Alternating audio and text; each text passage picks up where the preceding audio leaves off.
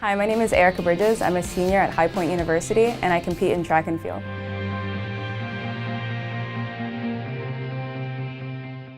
I was really into volunteer work and working for Red Cross and whatnot, all the way from middle school up until high school. And coming into college, especially being an athlete, I didn't have the most free time. So there were times like, well, can you come at 5? Not really, I have practice. Can you come at 2? Not really, I have class. So I decided to kind of take things into my own hands and start my own charity that could work on my own schedule, and that way I can still be a part of the community, really get a chance to give back and do what I love. I recently launched a charity named Not Average, spelled K-N-O-T, and we actually make knotted hair ties. And so every other month, a percentage of proceeds or sales, profits, whatever you like to call it, go to different charities. And so it's awesome because it's not just a random charity, it's actually whatever charities are nominated. I actually take the time to hear out from people or people that make large purchases, small purchases. It could be anything from $5 to $500. And if you want your proceeds to go to a certain charity, then absolutely that's what I aim for. Being an athlete, especially female athlete, every day you hear someone ask, do you have an extra hair tie? Does anyone have a hair tie?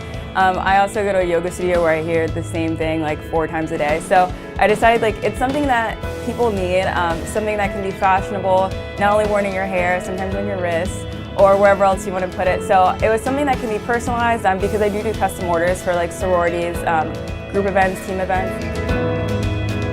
If my charity takes off, I would love that, and I would love to invest more time, basically full-time, in my entire life in that, which would be awesome.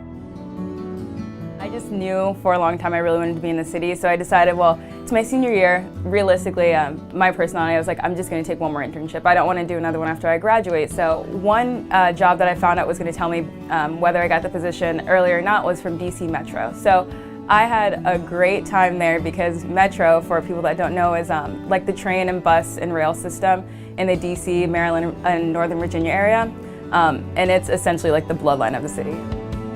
I had my internship during the day, but at night I also worked at a restaurant, and I decided I'm going to probably use my tips for my day-to-day expenses. And so one thing that I noticed being in DC is it's all concrete.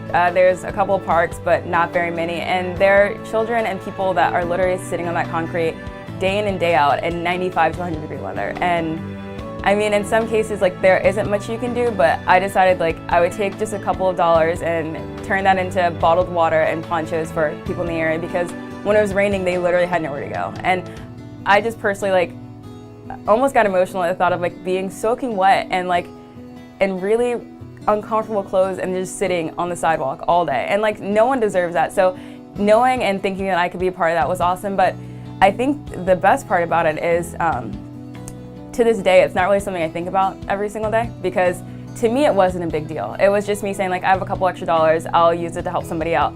But then you think of the other side of it, and there's probably someone out there that was wow, I really made a difference. And so I'm very happy that I could do that, and it's awesome because I can pass that message on to a lot of people and realize you can spend $10, $15, whatever it is, something that won't hurt you in a week or two, or a day or two, and really change someone's life. So not only being able to do that myself, but to be able to pass that message on to a lot of people was very inspiring.